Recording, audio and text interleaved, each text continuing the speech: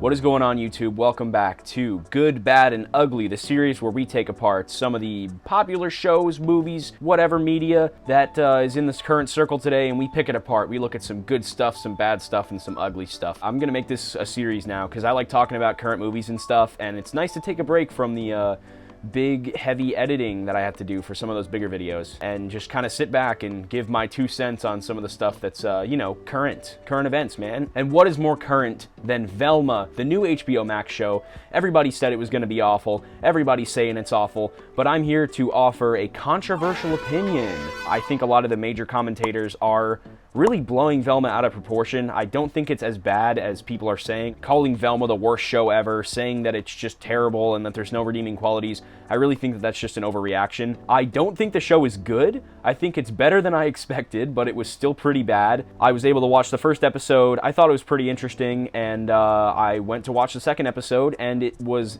disinteresting. And actually, when I first saw the ads for the show, and I saw everybody on Twitter freaking out about, you know, Black Shaggy, everybody was kind of freaking out that the show would just be focused around identity politics, and it kind of is, but it really wasn't as bad. Don't let these big commentators fool you guys. There are some redeeming things about Velma that, if you don't mind the political stuff and some of the bad jokes, you might actually enjoy this show.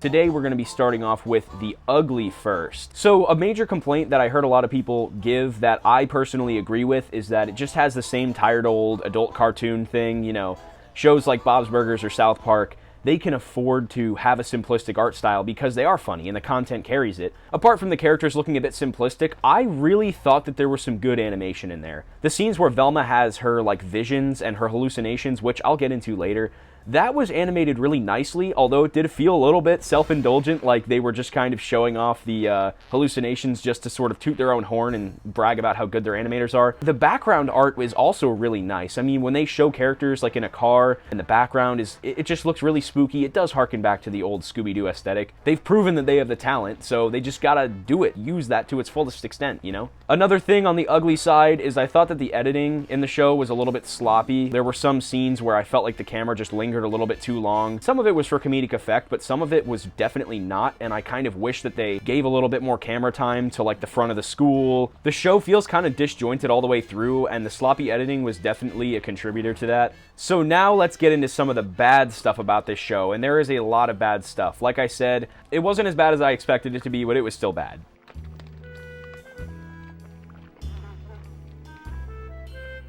First and foremost, this is a complaint that a lot of other people had. It didn't really feel like the show had an audience in mind.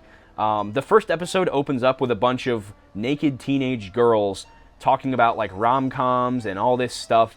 So immediately I was just kind of like, oh, this show's made for women, and that's why it doesn't click with a lot of people. But as I watched further on, it just kept jumping around between genres, and like the vibe just was not solid there. A good example of this is how Velma is solving murders in the first 2 episodes, yet they can just cut off some random guy's leg, tase Velma, and shoot Fred in both legs and just act like it's nothing.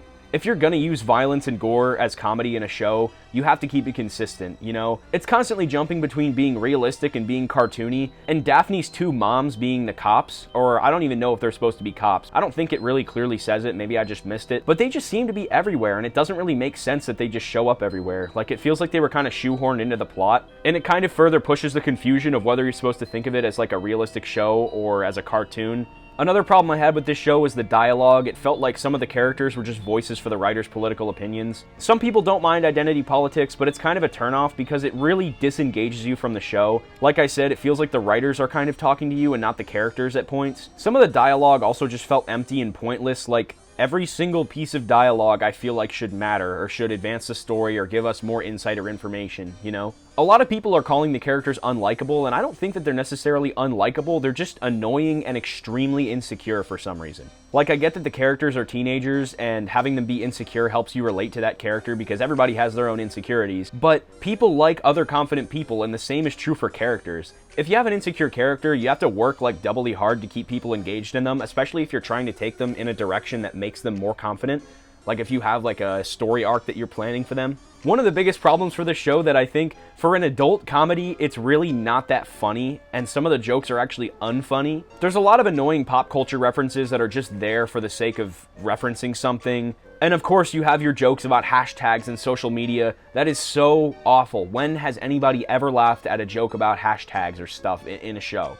Seriously. I would love to see what shows these writers find funny, or what jokes these writers find funny. I mean, some of them were just so lame, and some of them were even cringeworthy. I mean, there was a lot of, like, potty talk. Like, it's just like, you know, it feels like they just looked up on Wikipedia, like, types of jokes, and then they just made the most surface-level jokes off of that stuff. This is probably my biggest personal point for this video that I haven't seen anybody else talk about. If you're writing for an adult comedy, you should be a comedy writer. You shouldn't just be a story writer. I mean, some comedians stay up until like 5 in the morning every single night, just minusculely changing their jokes so that they get the right message across, you know? If you look at interviews with some of the most renowned comedians and comedy writers, you will see just how much heart and soul they put into that stuff, and you need to be dedicated to a project. You need to work those long nights and use up all your free time thinking about this stuff. That's what being a creative is all about. And for the non-comedy writing, it was just horrendously predictable. Every single thing that happened, I was like 10 seconds ahead of. Whether it was a kiss, or a makeup, or somebody getting mad, or something stupid happening, or finding a body in a dumpster. Can you try a little bit harder? It's so basic, and it's fine to be basic when the comedy carries it, but the comedy's basic, and the story doesn't carry the comedies. If I could have one big suggestion for this show, honestly, making the characters the kids of Mystery Inc. would have made the show make a lot more sense. I mean, it would make sense for Velma to be Velma's daughter, and Daphne to be Daphne's uptight, annoying, popular daughter, and Fred could be Fred's annoying son. In this show, Fred's family owns a clothing business, like a luxury designer clothing business. It's a really cool concept. I just think it would have made more sense to have Fred be the one to start that, and his kid be the one to just be annoying. And Shaggy being Shaggy's kid, it would make a lot of sense for Shaggy to have a son who's like into the internet and into all that like stoner culture stuff. I mean, it's a natural progression of his character, but not of himself. Like, I feel like the characters are just similar enough to the originals that they could be the kids of them. I don't know. Maybe that's just a stupid thought that I have, but let me know in the comments if you agree with me. Also, let me know in the comments if you disagree with me. Come on, let's have some discussion, baby. I know I just dogged on this show for like 8 minutes, but listen, I have some good stuff to say about it. I gotta say, for as many bad jokes that this show had that made me cringe and like groan out loud, there were some funny ones. Like, there were a couple moments where I had to say, like, you know, okay, show, you got me, you're funny. One in particular that I can remember off the top of my head is Daphne is like confronting Velma in the bathroom with all her cronies, and they're all just standing there like angrily looking at her. The serious moment gets interrupted by a girl who's washing her hands and like flushing the toilet and drying her hands and stuff, and then she walks over to Daphne's squad and just like joins them, and I don't know, I thought that was kind of funny. Maybe it was ripped from somewhere else, but listen, man, I gotta be honest. Thought it was funny. Maybe I'm just stupid. Maybe I'm just a sheep. Maybe I'm just a pleb. Roast me in the comments. Also, I think the voice acting is good. I mean, Mindy Kaling is like kind of annoying, and I really hated her on The Office because Kelly is just like my least favorite character in The Office. I know she's a good writer, and I know she has some really funny stuff out there, and there are a lot of funny Kelly moments. I mean, Kelly as a character, despite me hating her, is funny than the entirety of Velma. But she did do a good job on the voice acting, and I think Fred's voice acting, like a lot of the characters do a good job portraying the emotions. Whether the emotions are appropriate at the time, I think they do a good job of selling the characters. Like, the voice actors definitely embody each of the characters. And Fred, I gotta give a little highlight to Fred. I mean, I was a little bit scared of him going in because there were comments online from reviewers and stuff talking about like white fragility and all that stuff. Like, Fred's dialogue and jokes aren't that funny, but Fred's like family enterprise and his insecurity, popular kind of thing, I don't know. I thought he was okay. They definitely could have done him a lot better, but I think he's definitely not the worst character in the show. Also, Shaggy, now named Norville, he's okay. I really like the fact that he's like a streamer online and that he has all these like quirky hobbies and stuff, but I feel like they're all just wasted on these stupid jokes all the time. I feel like they're trying to give him a lot of screen time, but it's like, chill, man. In like 2 episodes, you don't need to jam so much in. Like, you can wait until later in the season to introduce a concept. And overall, I have to give them credit on the concept. I think it's really neat that Velma is like trying to cope with her mom leaving, but also figure out what happened to her and solve mysteries. Again, that would be an awesome concept for a show about Velma's daughter. And like I alluded to earlier, I think the hallucinations are a really good concept, but they just were not executed correctly at all. It was just constantly jumping between realistic and cartoony.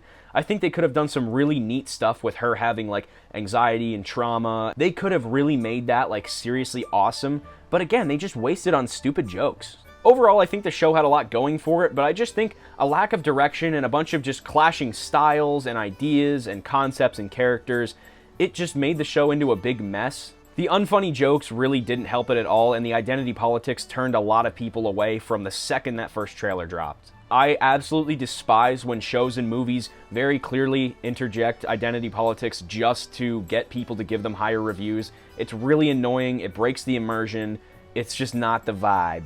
I also think the show wasn't really sure of itself. I felt like the writers weren't super confident, and it didn't really feel like there were any professional comedy writers working on it. If they were to bring in a couple people to just weed out all the bad jokes and just kind of rewrite some of the comedy to expand beyond just a single sentence, yes, comedy is more than just a single sentence. It can take an entire episode for a punchline to play out. It doesn't feel like these writers really get the idea of that. And listen, I'm not the most educated on comedy writing. This is just the opinion of a YouTuber who goes to college for, like, internet stuff. Writing is just as much of an art as any other art. I mean, conveying a message through words is so hard, and tweaking just a single word can convey a totally different message. I like to believe the theory that the show wasn't originally Scooby-Doo and that they just kind of slapped the Scooby-Doo characters over top of them. It would definitely explain why it just feels so disjointed in between genres and ideas. But in the end, I just think it was kind of underproduced and it came out half-baked, really. A couple more months in the editing room really would have done this show a lot of good,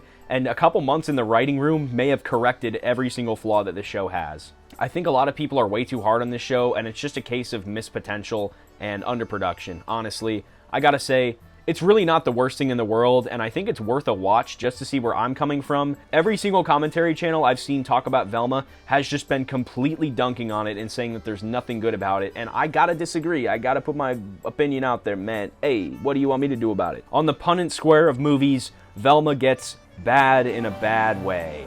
Oh, and in case you made it to the end, I have a secret bonus review for you guys. Yeah. I saw Puss in Boots: The Last Wish, man. What a movie. Puss is like one of my favorite random niche movie characters, man. He was my Minecraft skin for a while. When I saw that this movie was coming out, I was super hyped. The art style looked amazing. I was telling everybody, just watch, this movie's gonna be awesome, and it was awesome, so I told you so. It was intense, it was dramatic, the voice acting was good, the visuals were great, everything flowed.